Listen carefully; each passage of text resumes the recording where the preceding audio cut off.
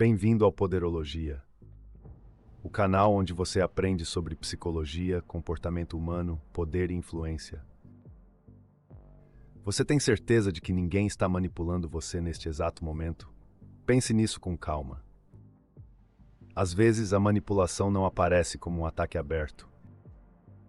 Ela aparece como uma conversa tranquila, como um elogio estratégico, como uma dúvida plantada no instante certo.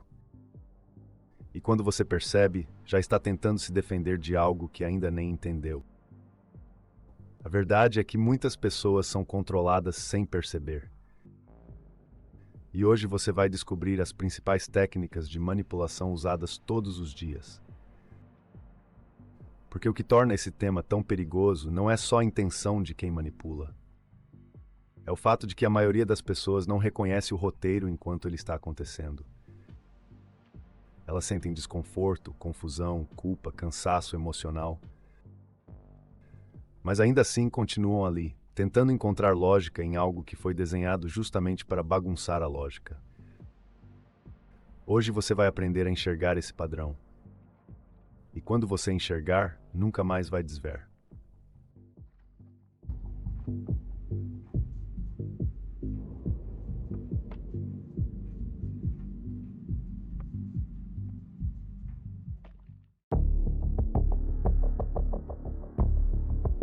A manipulação psicológica costuma começar no campo da confiança.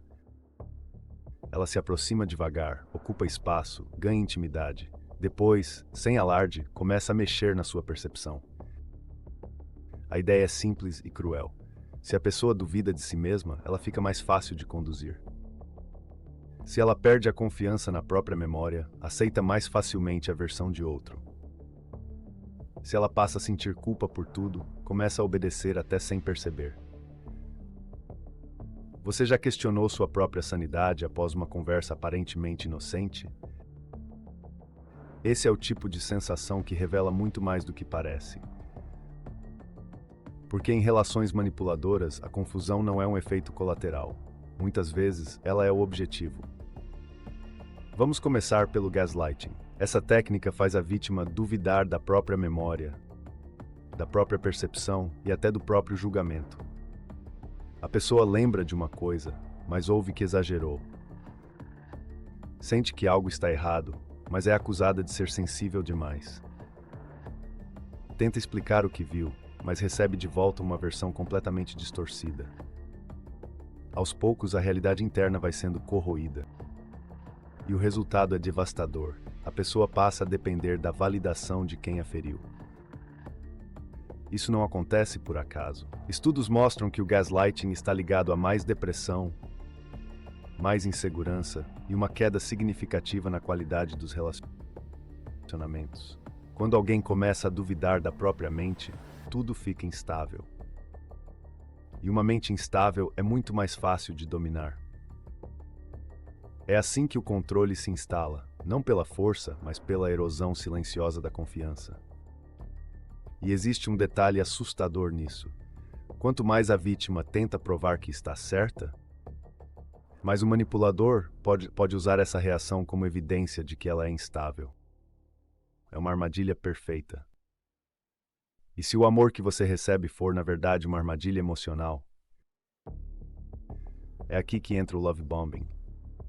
No início, tudo parece intenso demais para ser real. Atenção constante, elogios excessivos, mensagens em sequência, presentes, promessas rápidas. A sensação de ser finalmente visto, finalmente escolhido, finalmente especial. Só que essa enxurrada de afeto pode ter um propósito oculto: gerar dependência antes que o verdadeiro comportamento apareça.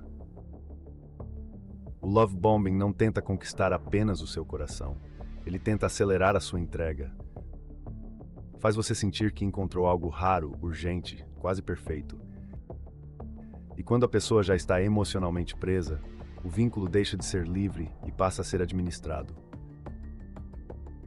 O carinho que parecia espontâneo vira ferramenta. A intensidade que parecia paixão vira mecanismo. Esse tipo de dinâmica é especialmente perigoso porque confunde desejo com vínculo. Confunde atenção com amor. Confunde velocidade com profundidade. E quando a máscara cai, a vítima muitas vezes já está investida demais para sair com facilidade. Depois vem a culpa induzida. E essa é uma das técnicas mais sutis, porque ela sequestra um sentimento legítimo para transformá-lo em arma.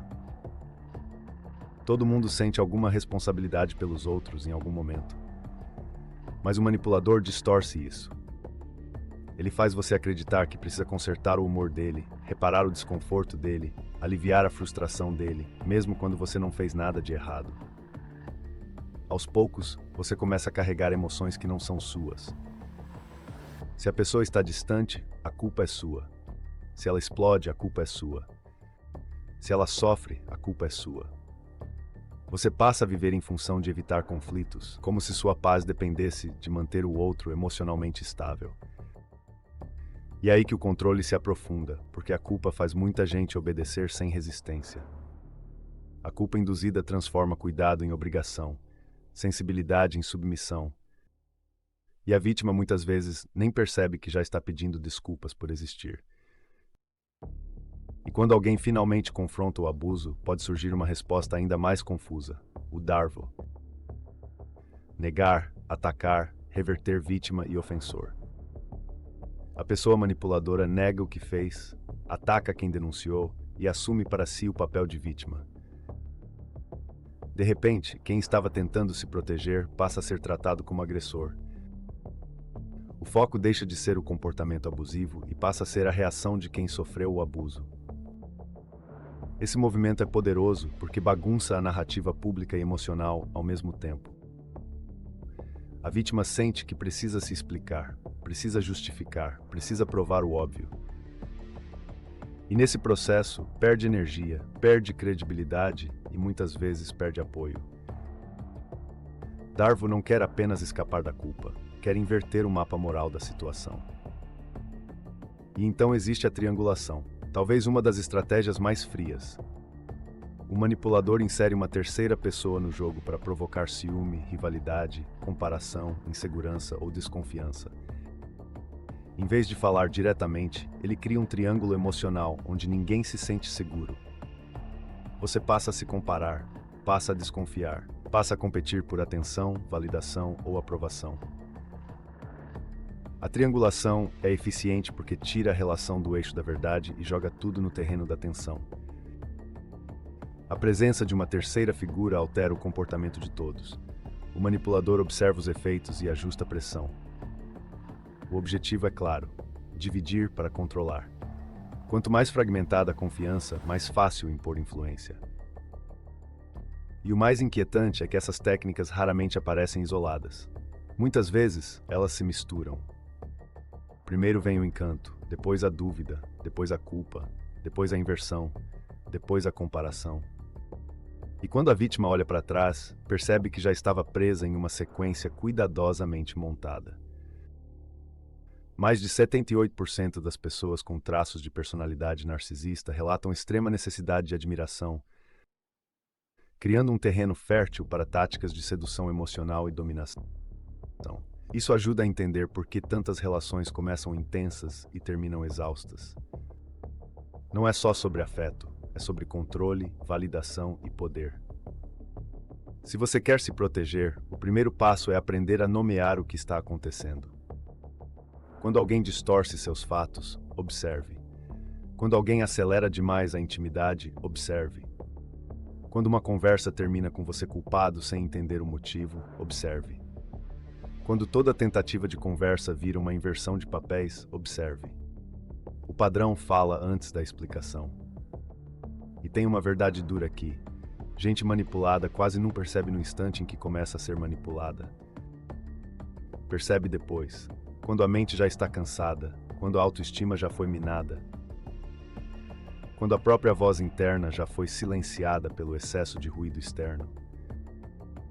Por isso, entender esses mecanismos não serve apenas para identificar abusadores. Serve para recuperar o centro.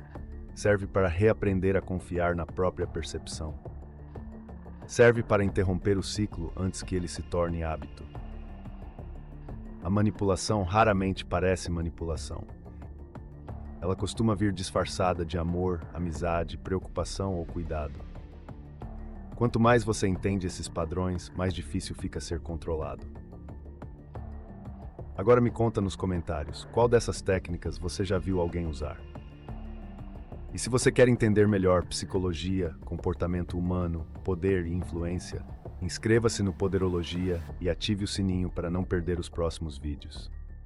Deixe seu like porque isso ajuda o canal a alcançar mais pessoas. Compartilhe nos comentários se você já identificou alguma dessas táticas em suas relações e prepare-se para se proteger das próximas armadilhas da manipulação. Nos vemos no próximo vídeo. Poderologia, psicologia, poder.